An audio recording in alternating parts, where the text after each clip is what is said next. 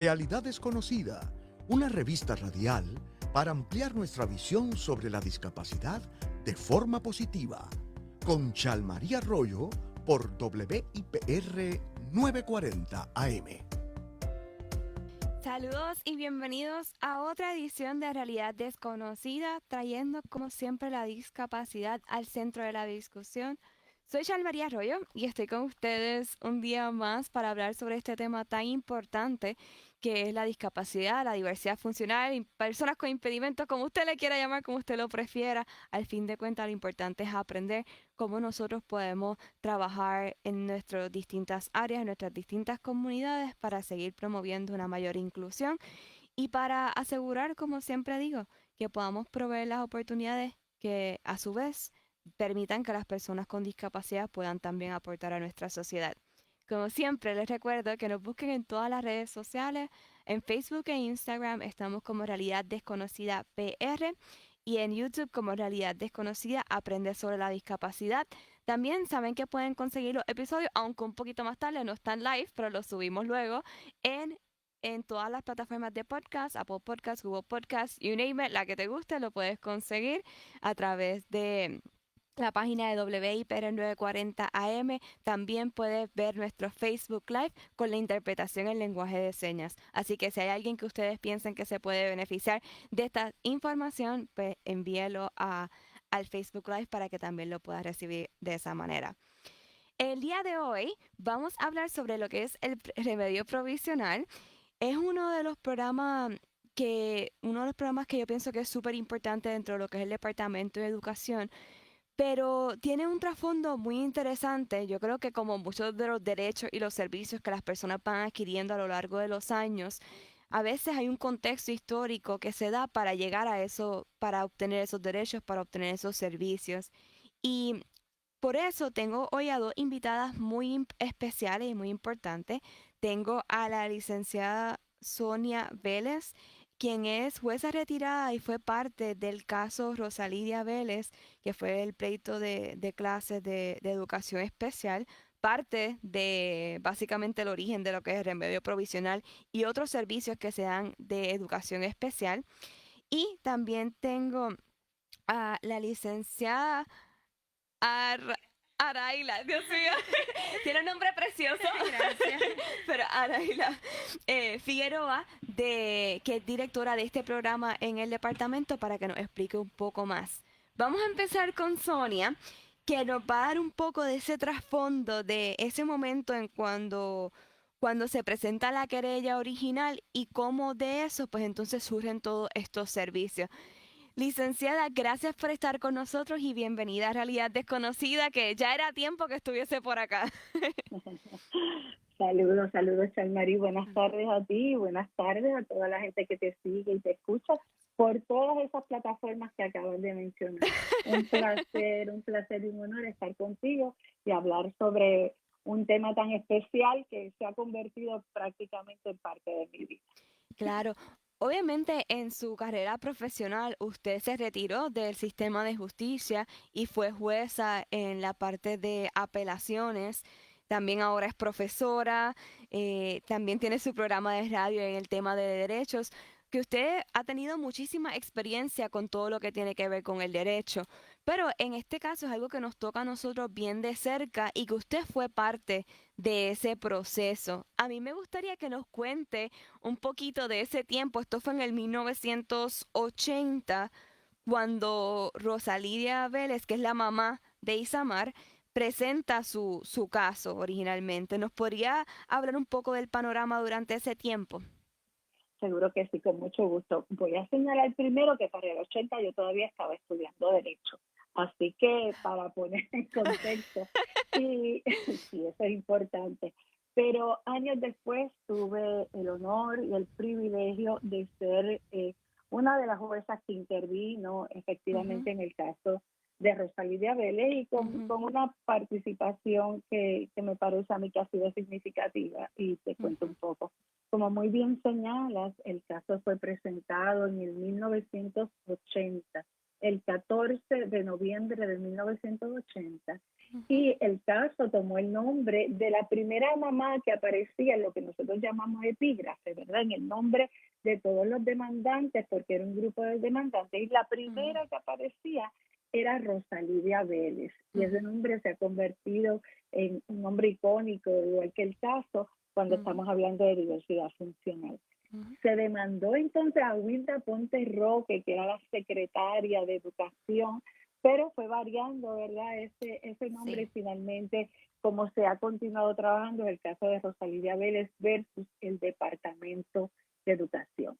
Ujú, Estos papás que demandaron señalaban que se estaba incumpliendo con un montón de leyes y de derechos que tenían los niños de diversidad funcional para ujú, poder recibir los servicios del Departamento de Educación.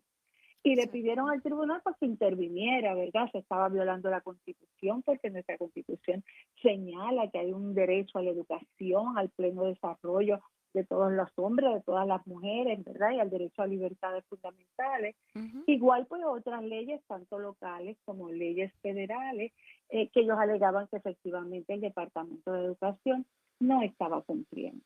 Y entonces demandan, y saben, entre algunas cosas que ujú, pedían que se hiciera un registro central con todos los niños que había en el país de educación especial porque no estaban registrados. ujú, Querían evaluaciones, garantías procesales dentro de un término razonable, que se prepararan los planes educativos, el famoso PEI, que muy bien conocen ujú, los papás, ¿verdad?, que participan del programa de educación especial. Requerían servicios y servicios relacionados como son las terapias, la transportación, la ujú, asistencia, el equipo asistido. Le pidieron al juez que ordenara que se cumpliera con todo eso y le pidieron algo bien importante y es que el juez determinara que esto fuera una acción de clase, es ujú, decir, que cubriera y estuvieran como parte de este proceso de ley todos los niños que había en el país, todos los niños, que su nombre no apareciera en la demanda, ujú, todos los niños tenían derecho a los remedios que el tribunal iba a proveer en ese momento.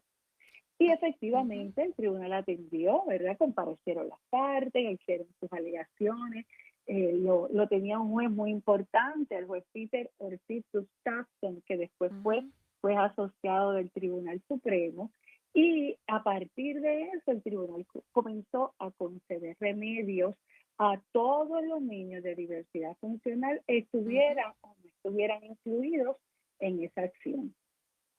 Yo ¿Cómo va a tengo, tratar? yo tengo una duda porque, ¿verdad? Yo pensando, el caso tomó muchísimos años en que realmente tuviese una solución, pero para ese tiempo cuando empezó todo, ya yo creo que como unos 5 años antes se había comenzado a trabajar en Estados Unidos, lo que luego se llamaría hoy día la ley IDEA, ¿no? Y Correcto. está esa base, ¿no? De que si hay una ley federal, pues técnicamente aplica a Puerto Rico. Pero por lo que está diciendo la demanda, supongo que no se estaba cumpliendo con esa legislación. Para ese tiempo, ¿había una secretaría que trabajara o subsecretaría que trabajara con educación especial particularmente? ¿O cómo era? O sea, ¿qué realmente existía para los Existía. niños con Ujú. diversidad funcional durante el 1980? Pues como muy bien señalas, los demandantes en este caso ampararon su demanda, como te dije, en disposiciones constitucionales, en Ujú, el American with Disability Act, ujú, Education for All Handicapped Children, la ley ujú. de, como tú señalas, una ley de rehabilitación que había aquí del año de 1973, si mal no recuerdo, Sí. y también había una ley del programa de educación especial. Ujú, Los demandantes, los abogados de los demandantes, con quien he tenido la oportunidad de compartir en muchas ocasiones, señalaban que cuando ellos demandaron, el departamento se sorprendió, pero ¿por qué me demandan si nosotros estamos ujú, dando servicio? Y la alegación de ellos era que no era suficiente el servicio que se estaba dando, porque ujú, como te señalé, ni siquiera había un registro con todos los niños que requerían de servicios del departamento, porque eran niños especiales, ¿verdad? Que ujú, tienen que estar dentro del programa de educación especial. Esta población, Chanari, y esa pregunta que me hacen me permite hablar un poco de lo siguiente, es lo que se llama un injunction estructural. No había nada y a partir de la intervención del tribunal, a la luz de la demanda que se presenta, se comenzaron a construir cosas, se comenzaron a construir servicios para mejorar todo lo que requería esta población de niños con diversidad funcional. Y una de las cosas que se creó en el tribunal fue el mecanismo del remedio provisional, que entiendo que todavía es importantísimo en el servicio que se le ofrece a los niños de diversidad funcional. Mira, empezaron a llegar muchos casos cuando se hizo público la demanda. Y el tribunal comenzó a recibir acciones individuales por toda la isla, ¿verdad? Por todos los tribunales de la isla se comenzaron a recibir demandas particulares. Y el tribunal, como había decretado que esto era una acción de clase, las unió todas y se las trajo para San Juan, que era el tribunal donde se habían presentado la primera demanda. Así que todos se recogieron en la acción de clase bajo Rosalía Vélez. El juez advirtió, ¿verdad?, todo ese cúmulo de trabajo que tenía, hizo un nombramiento, lo que se llama un comisionado especial, que le iba a asistir y ayudar a diseñar el remedio adecuado que se quería este caso. Ese abogado se llama el licenciado Alberto Omar Jiménez. Es un extraordinario abogado, profesor de Derecho en la Facultad de Derecho de la Universidad Interamericana y que se mantuvo en el caso por muchos años. Y es a través de este comisionado, del licenciado Alberto Omar Jiménez y los abogados que estaban en el caso, que se diseña lo que es el remedio provisional. Pues, ¿qué es el remedio provisional? Pues mira, es un mecanismo que permitía que si el departamento, para decirlo sencillo, si el departamento no podía proveer las terapias, entonces los papás podían contratar servicios privados y finalmente el departamento tendría que pagar los mismos. No tenían que esperar a que el Departamento de Educación diera el servicio, sino que ellos identificaban, ¿verdad? Identificaban profesionales que podían prestar ese servicio y posteriormente, a través de los fondos del departamento, se pagaban esos servicios a los profesionales privados que se estaban dando. Esto es una resolución que se dicta en el caso, como tú señalaste, el caso es del 80 y esa resolución es de 1993. Ya habían pasado básicamente 13 años que todavía se estaba discutiendo este caso. Lo interesante fue que el tribunal se convirtió como una especie de administrador, ¿verdad? Llegaban, tenía que hacer pagos y el departamento depositaba dinero y estuvo como por unos 3 años recibiendo dinero, haciendo cheques, administrando este proceso del remedio provisional. Qué fascinante. La juez que estaba en ese momento en el caso determinó que era tiempo que el Departamento de Educación tomara la rienda del remedio provisional y trabajaran ellos desde el propio departamento este servicio que se estaba dando. Y ese es el comienzo de la Secretaría de Educación Especial que tiene el Departamento de Educación. Por eso te digo, ves que es un remedio que va construyendo. No habían cosas y a través de la intervención del tribunal y de los profesionales, los abogados que estaban trabajando en el caso, se logran establecer y crear servicios y procedimientos. Y ese es un poco, ¿verdad?, de dónde surge el remedio provisional. Yo creo en que... esa fecha, Perdóname, en esa fecha que te estoy hablando, es lo último que te voy a decir y te escucho, no había una sentencia todavía en el caso. No había sentencia, todavía el caso estaba en descubrimiento de prueba, en discusiones, y no se había podido llegar todavía a ningún remedio más o menos final en el caso. O sea que todavía en el 93, por decirlo así, en todo este proceso en que se está construyendo lo que mencionas de remedio provisional y de la secretaría y todo esto, no ni siquiera había terminado el caso. O sea, son soluciones que se fueron creando en el camino. Sí, exactamente. Son remedios interlocutorios en lo que el tribunal decidía las peticiones que le habían hecho en la demanda original. Sí. En el año 1999 yo intervengo en el caso como jueza superior, entonces estaba en una sala, la sala 907, del Centro Judicial de San Juan, la sala que atiende recursos extraordinarios, que es famosa, muchos jueces que resuelven las cosas importantes del país, digo que todo es importante, pero las que tienen mucho interés público están en esa sala. Para 1999, cuando intervengo en el caso estaba como maduro e invitamos a los abogados a que trabajáramos sobre algún proceso, alguna medida que nos permitiera dictar una sentencia para que el Departamento de Educación y las partes supieran exactamente qué estaba concediendo el tribunal en este caso. Nos envolvimos ahí con los abogados, Shalmari, y el 14 de febrero, todavía dura un poquito, el 14 de febrero del año 2002, se dictó la única sentencia que tiene el caso, porque es una sentencia parcial, pero mediante la misma, el tribunal, ¿verdad?, concedió los remedios que había pedido las partes, se requirió que se hiciera un registro, que se trabajara con el PEI, que se trabajara con los servicios y las terapias y la asistencia que requerían los estudiantes y los niños de educación especial. Y todo eso se recogió en un documento, en una sentencia parcial. Fue un día muy bonito, un día de éxito. Un día de festejo, de verdad, porque por fin hubo una solución un poco más clara y más, no final, pero realmente un poco, entre comillas, más final y más específica. Licenciada, tenemos que ir a una pausa, pero me gustaría que se quede con nosotros un momentito para retomar el tema un poco, porque creo que hay unos puntos que me gustaría resaltar y quisiera que usted nos dé su opinión. Así que vamos a ir a una pausa. Están escuchando Realidad Desconocida por aquí por WIPR 940M.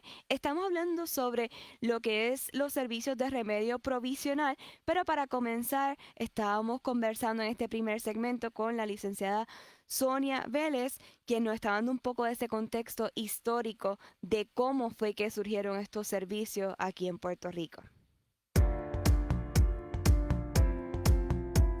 Estás escuchando Realidad Desconocida con Chalmaría Arroyo por WIPR 940M, trayendo la discapacidad al centro de la discusión.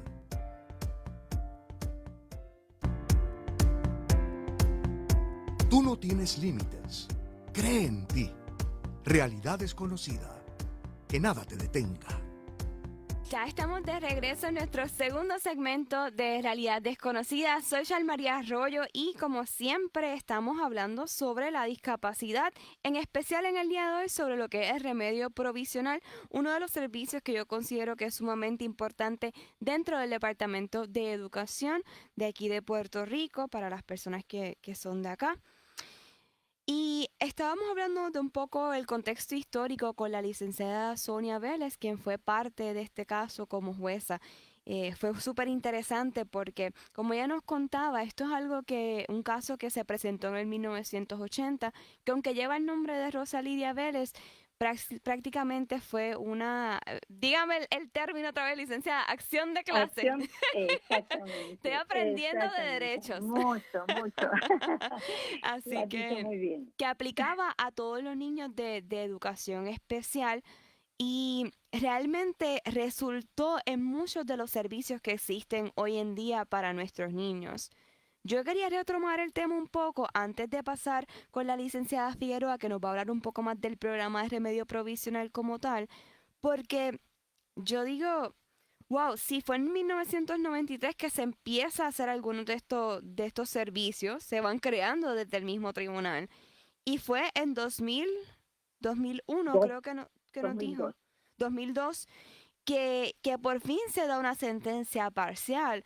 O sea, esto quiere decir que no van 20 años, prácticamente, desde 20, 27 años si contamos lo primero que se hizo, de que se empezara a implementar todos estos programas con más formalidad, por ponerlo de alguna manera. Desde el 80 ahora van muchísimos años, ¿verdad? Casi Sí. 40 y pico de años en el caso, y el año que viene Yo creo este año se cumplen, el año que viene se cumplen 20 años de la sentencia. Exacto. La situación con la sentencia, Shalmari, que creo que hay dos cosas importantes que me gustaría compartir contigo y con tu público. Ujú, La sentencia contemplaba el nombramiento de lo que se llama un monitor, una ujú, persona que estuviera pendiente a que efectivamente se cumpliera con la se cumpliera. El ujú. Departamento de Educación ha tenido dificultades muy grandes en todos estos años de cumplir con esa sentencia. Así que el tribunal se mantiene todavía interviniendo en el caso Ujú, para que el departamento y a través de la monitora se rindan informes alusivos al cumplimiento, cómo va el departamento cumpliendo con ujú. lo que dispuso la sentencia parcial en este caso.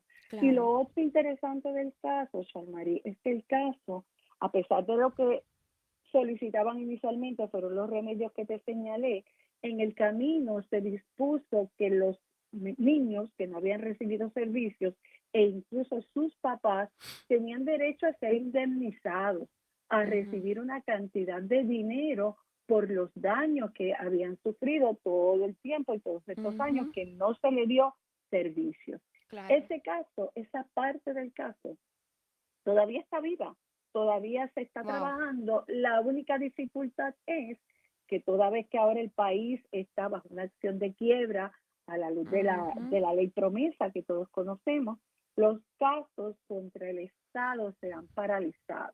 ¿Verdad? Tú no puedes Ujú. irle a cobrar ahora al Sí, Departamento de aún. Educación Claro. y por lo tanto esa etapa del caso está paralizada. Pero para que veas Entiendo. todavía, ¿verdad?, cómo el caso está Sí vivo, que cómo sigue. está ahí y Ujú. cómo sigue y cómo el tribunal continúa interviniendo para lograr el cumplimiento y que se sigan dando los servicios que ameritan todos los niños de educación especial. Lo último que a mí me gustaría comentar es que me impresiona mucho y siempre se resalta la importancia de los padres en todo este proceso y de que den esa lucha, porque sabemos que puede ser muy difícil y que puede ser cansón para los papás estar todo el tiempo buscando recursos de un sitio o de otro. O sea, no estamos hablando aquí en solamente del departamento, sino en general, ¿verdad? Para sus niños. Pero, Charmarie, pero si fue clave. si los niños son especiales, yo te aseguro que los papás son especialísimos. Yo, yo tengo un recuerdo muy claro del día que dictamos la sentencia, porque la dictamos en sala y fueron todos los papás con los niños y muchísima gente. Yo vi entrar a Rosalía Vélez, que entonces pues era una mujer mucho más joven, ¿verdad? Fuerte, Ujú, con su niña empujando la sillita que usaba su niña por el ujú. medio del salón y la cara de todas las personas allí, absolutamente todos emocionados, los abogados que intervinieron en el caso, el Sí, abogado del Departamento de Educación, que era una persona extraordinaria, una persona que recuerdo con mucho afecto. Y como tú decías, fue un día de mucha celebración y de mucha alegría. Y ujú, esos papás, eso sí que dan la milla extra y es un amor desbordante que lo que solo persigue es lo mejor, los servicios para sus niños, se puedan integrar, incorporar a la sociedad y siempre aportar desde todas las capacidades que tienen. claro. Y en esa línea, ¿qué consejo usted le podría dar a aquellos papás que quizás no saben cuáles son como las líneas a seguir, ¿no? Obviamente no todo va a terminar en el tribunal, que eso tampoco Sí. es cierto, ¿verdad? Pero ¿cuáles son los pasos que ellos deben dar y cuándo es el momento en que ellos deben decir, ok, este es el momento quizás de ir más allá y buscar algo un poco más, pues más Sí. fuerte o más oficial?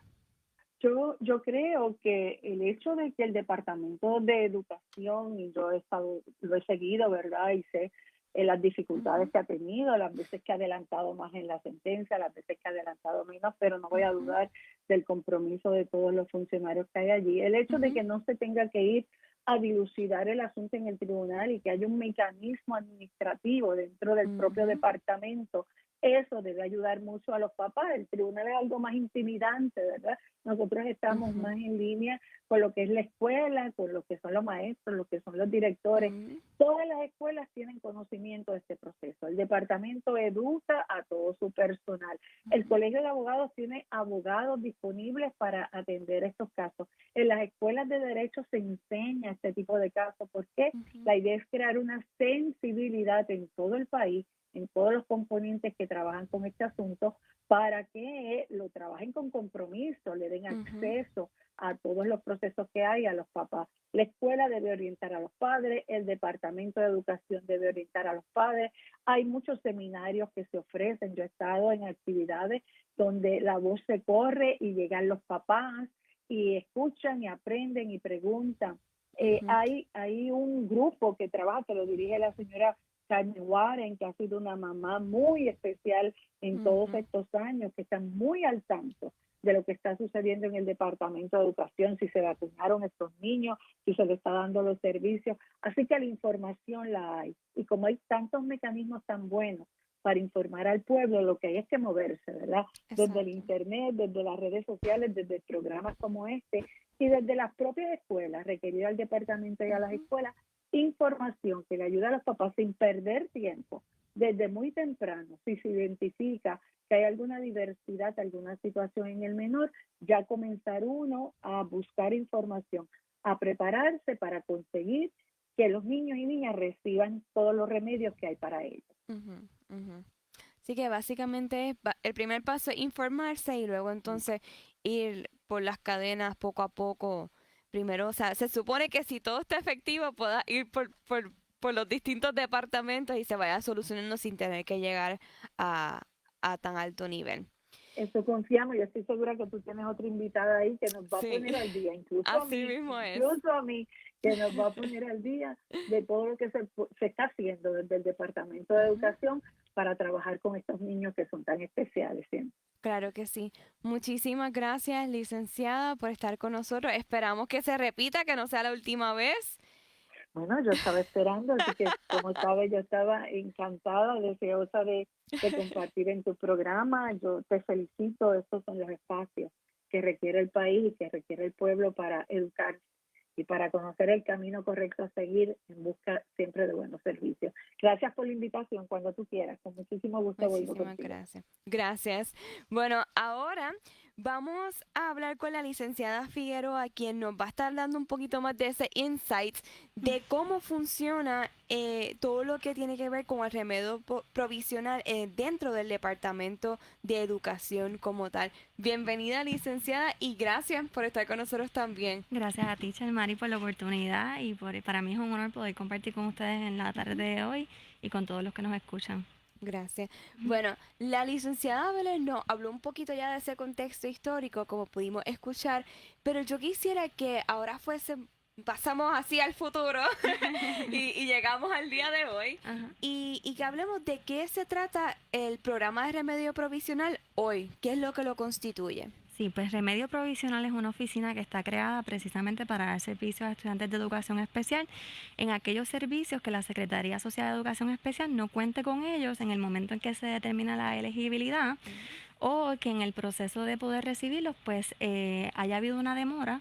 Y en esos casos, pues nosotros podemos entonces darle servicio a ese estudiante a través de remedio provisional. Ok. Cuando hablan, por ejemplo, mencionan varios términos como de que hay una demora o que no estén Sí. disponibles. Ujú. Vamos a ponérselo en arroz y habichuela a las personas. Sí, ¿Qué significa? ¿Cómo sí, se vería un ejemplo de eso? sí. Una vez el padre, ¿verdad? Y los miembros Ujú, del compu se hayan reunido y hayan determinado que el estudiante necesita cierto servicio, en ese proceso se tiene que generar un referido. Y el departamento tiene 30 días para coordinar el servicio que se acordó, ¿verdad? Si vamos a suponer que es una terapia del habla, pues el departamento tendría a través de la Secretaría de Ciudad de Educación Especial ujú. en 30 días trabajar lo que es la coordinación de ese servicio a través de una de las corporaciones que tiene la Secretaría de Ciudad de Educación Especial.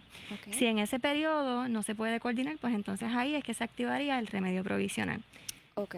O sea que realmente es más por tiempo. Una vez se establece el plan y todo, pues tienen 30 días. Si no, Exacto. ya automáticamente puede ser el remedio provisional. Hay un proceso para que se pueda activar ¿verdad? Lo que es el remedio provisional.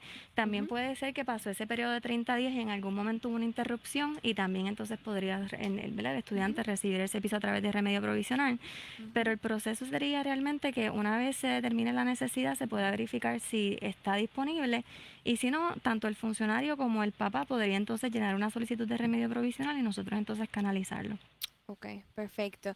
Y en ese caso, ¿cómo funcionaría el servicio como tal, ¿no? ¿En qué constituye? ¿En Sí. qué se consta? Sí, una vez nosotros recibimos una solicitud que, como mencioné, puede ser de parte del padre, pudo haber sido el funcionario, inclusive a través de los jueces administrativos podrían también ordenar que sea por remedio provisional.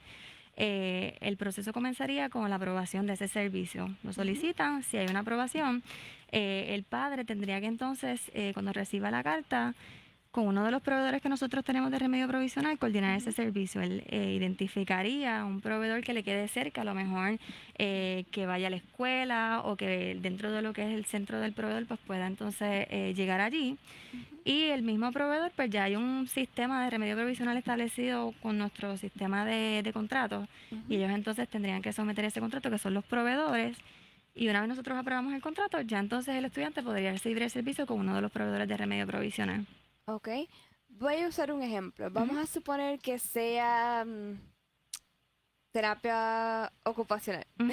Sí. Y ustedes ya tienen unos profesionales que se supone que trabajan con el departamento. Vamos a poner si me puedes corregir en cualquier Ujú, ujú. momento, que están Sí. contratados por ustedes, Ujú, que no son remedio provisional, o sea, ujú. que son parte, ellos van a la escuela y trabajan con los estudiantes. Sí. Si ese terapista no está disponible o supongo que quizás a lo mejor no está contratado en el área en donde vive ese niño o niña, Ujú.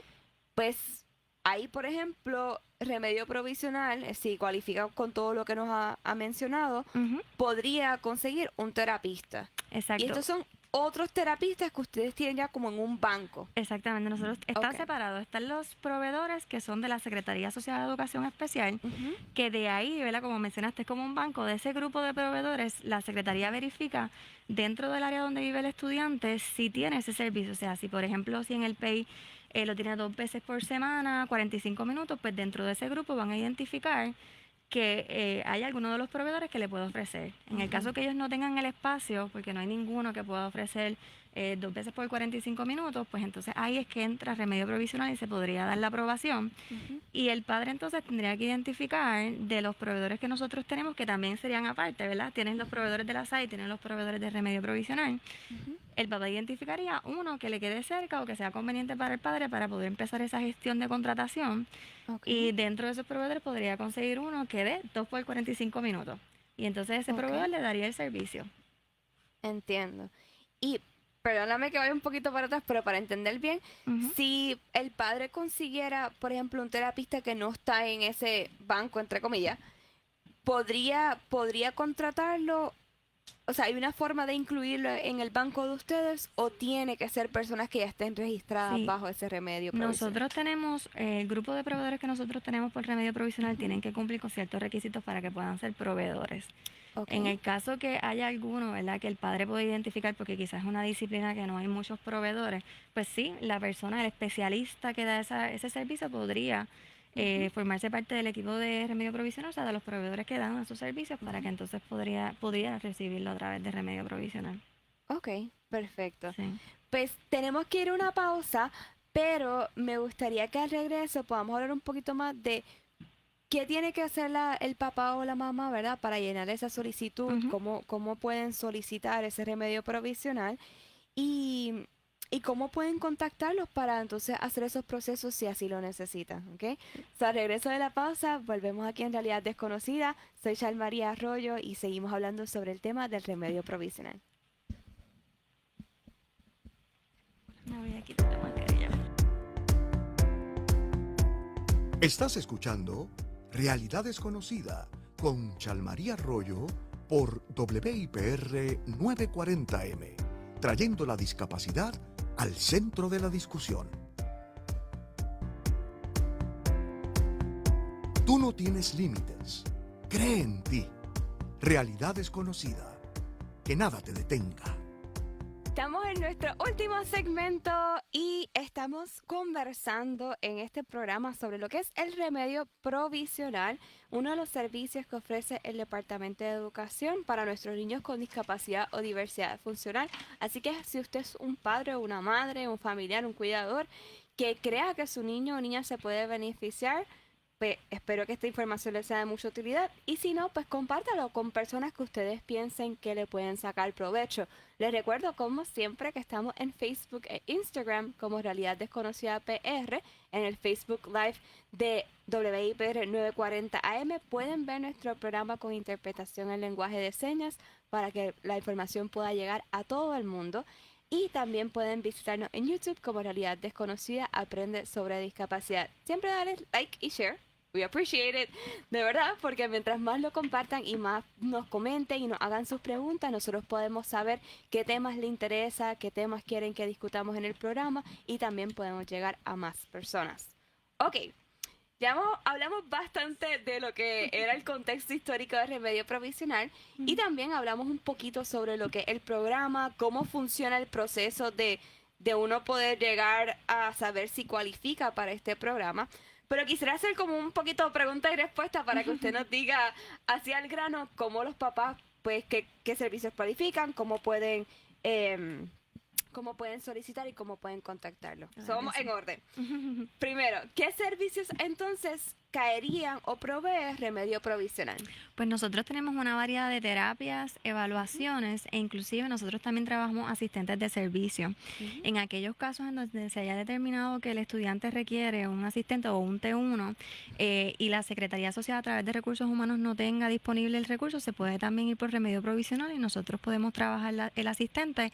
A diferencia, nosotros tenemos un proceso de contratación de ese asistente que tendría que pasar, ¿verdad?, unos documentos que tiene que entregar para que entonces pueda asistir al estudiante en la escuela. Así que, como le mencioné, tenemos terapia, evaluación y asistente. Es bien amplio el tipo de servicios que nosotros ofrecemos en cuanto a lo que son las terapias y las evaluaciones. La lista es súper larga. Hay terapia ocupacional, psicológica, física, acuática, ABA, tenemos muchísimas. Así que va a depender de los proveedores que nosotros tenemos activos ahora mismo, pero tenemos muchos. Tenemos ya sobre 380 proveedores en Remedio Provisional, así que están alrededor de toda la isla y podrían ofrecer cualquier tipo de servicio que se haya establecido en el PEI o en la minuta, que haya una minuta en donde se haya acordado que en efecto el estudiante no necesita. Con eso, pues entonces podríamos comenzar el proceso para que se pueda aprobar el remedio provisional. Muy bien. Básicamente podríamos decir que cualquier servicio que está dentro de lo estipulado en la ley y en lo que ofrece el departamento, más o menos podría caer en remedio provisional si fuese el caso de que lo tengan que obtener. ¿Quién cualificaría? Obviamente hablamos un poco del término, pero ¿hay alguna otra especificación para los que pueden cualificar para este servicio? Para quienes puedan solicitar como tal, los papás pueden solicitar en cualquier momento. Nosotros también, si fuera el representante legal del estudiante, también podría someter la solicitud. Y nosotros tenemos muchos intercesores que también ayudan a los padres en ese proceso para que se puedan apoderar y los ayudan, los llevan de la mano. Siempre y cuando pues, ese intercesor tenga autorización del padre, también podría solicitarle el remedio y nosotros poder canalizárselo. Nosotros también, como mencioné ahorita, los funcionarios podrían someter la solicitud. Nosotros vemos muchas solicitudes de funcionarios que ya ellos identificaron que el servicio la agencia no lo tiene, no tiene disponible en ese momento o porque sencillamente la secretaría ese servicio no lo ofrece y se ofrece por remedio provisional. Así que ellos mismos someten la solicitud. Adelantan ese. Exacto, ellos lo trabajan y lo envían a remedio. También está la plataforma MIPE que también podrían ellos mismos generar la solicitud a través del sistema y eso es algo que agiliza muchísimo el proceso.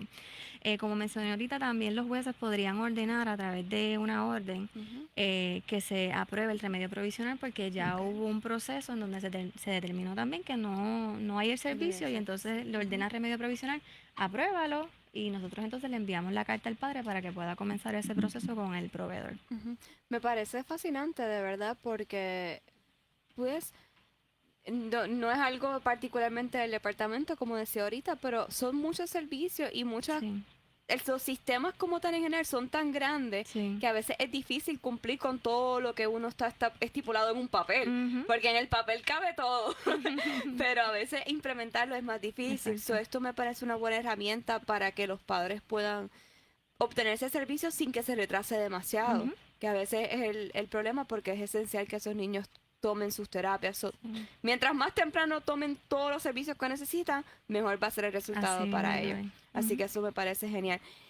¿Qué pasa una vez se somete la solicitud? Hablamos un poco sobre los 30 días, hablamos un poco sobre llenar esa solicitud y que obviamente se tiene que hacer unos contratos, ¿qué sucede luego?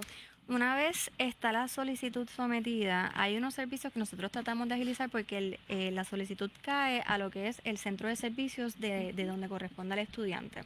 Así que es el centro quien va a emitir esa contestación y va a verificar, como mencioné ahorita, si la secretaría tiene el espacio o no con los proveedores de ellos. Si no, pues la va a aprobar por remedio provisional.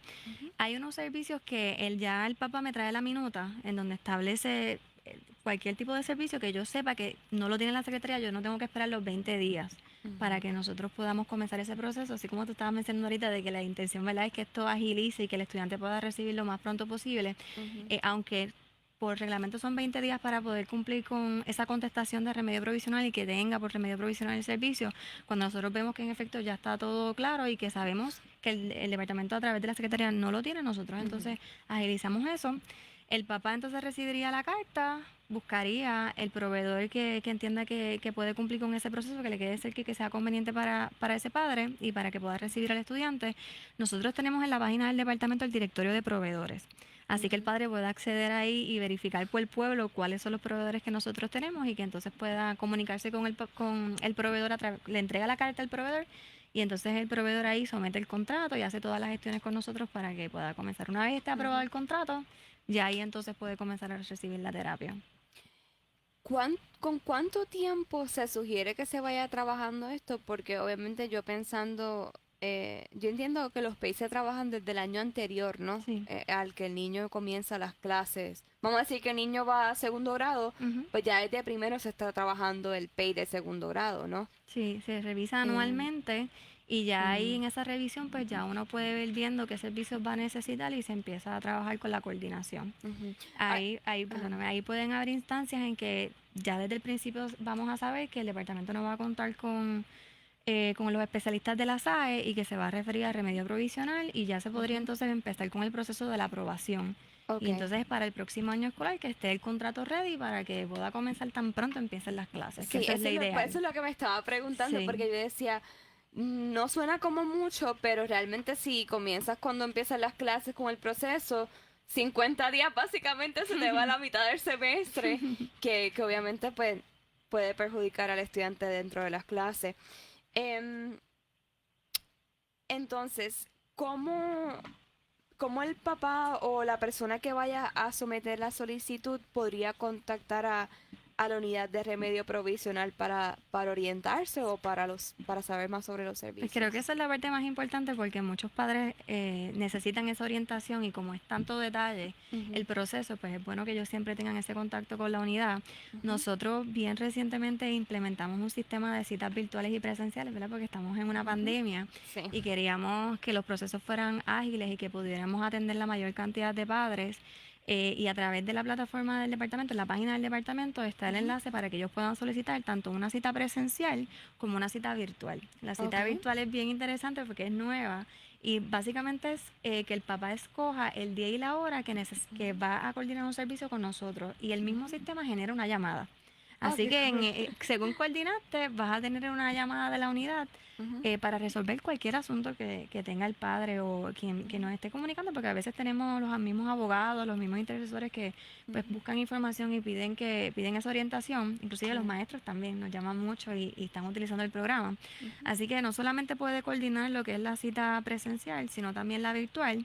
Bien importante y me agrada, ¿verdad?, que estemos en este espacio porque puedo comunicarlo y llevar el mensaje. Nosotros recientemente nos mudamos de edificio. Nosotros estábamos antes en el 5º piso del edificio de corrección y rehabilitación aquí en San Juan. Y nosotros nos mudaron para el edificio que está justamente en la calle Federico Costa. Después que pasan la nueva sede del departamento, al final de esa carretera, nosotros estamos en este nuevo edificio. Así que en la página del departamento también podrían conseguir información más detallada de la dirección. Pero es bien importante dónde, ¿verdad? Presencialmente, si el padre quiere ir, pues puede entonces también llegar hasta nuestras oficinas para atenderlo.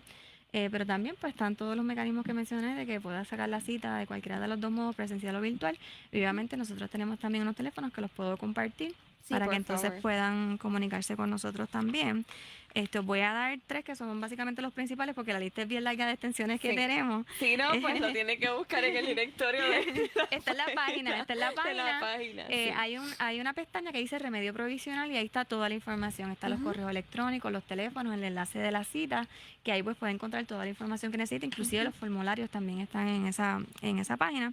Los teléfonos son 787-773-6157, 787-773-6246 y 787-773-6159. Esos son los principales para que puedan comunicarse con nosotros y ahí con mucho gusto nosotros podemos llevarlo de la mano de todo el proceso y poder colaborar en lo que podamos ayudar al padre en beneficio de ese estudiante para que pueda recibir la terapia, la evaluación, el asistente, lo que necesite lo más pronto posible. Perfecto. Muchísimas gracias, Sí. licenciada. A la Ya orden. llegamos al final de nuestro programa. Yo siempre sigo abogando para que tengamos más tiempo porque siempre tenemos mucho más que hablar en realidad desconocida. Gracias por estar con nosotros y gracias a todos los que nos están escuchando por estar un día más con nosotros, un ratito aprendiendo sobre la discapacidad. Créame que todo lo que usted aprenda de este tema, ya sea para usted, para un familiar, para una persona en su comunidad, para un estudiante, va a ser de muchísimo provecho, porque lo primero que uno tiene que tener en la vida es conocimiento e información para nosotros poder romper esos estereotipos, para nosotros tener los recursos que necesitamos y para eso estamos en este espacio. Así que nos vemos la próxima semana. La próxima semana vamos a estar hablando un poco del bastón blanco, el bastón verde y otras herramientas que utilizan las personas ciegas. Eso a raíz de que viene por ahí el Día Internacional del Bastón Blanco. Así que conéctese la próxima semana para que aprenda un poco más sobre ese tema también. Hasta la próxima.